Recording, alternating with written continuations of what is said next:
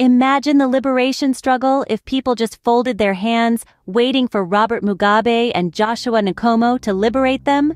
Those are the stirring words of Stephen Sarkozy Chuma, who was once the spokesperson for the MDC Alliance and CCC Youth Assembly.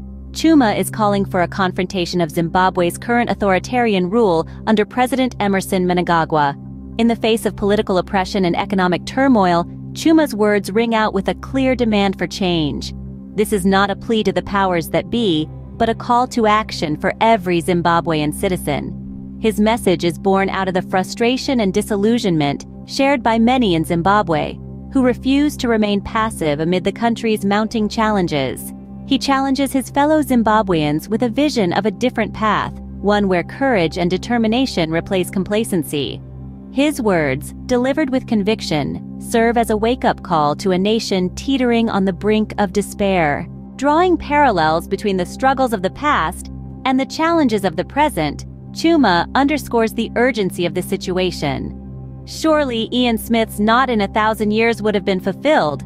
We can't relegate our struggle to Nelson Chamisa alone, he exclaims, reminding his compatriots of the importance of active participation in the fight for freedom and justice.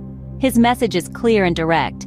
Why are you quiet, Zimbabwe, when you don't have electricity? Potholes, zig, corruption, inflation, vote rigging, abductions, etc. will never end if you remain silent, fellow citizens. Chuma's call to action is a stark reminder that complacency in the face of corruption and oppression only perpetuates the status quo. Mnangagwa can't have his cake and eat it too. We just can't allow this rot to continue, he implores.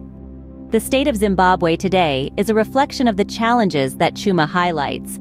The country grapples with political oppression, economic turmoil, and a host of other problems that require the active participation of all its citizens to overcome.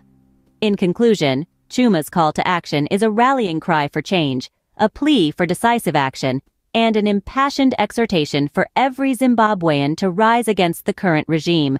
His words echo the sentiments of many Zimbabweans, who, despite the hardships, refuse to remain silent in the face of oppression.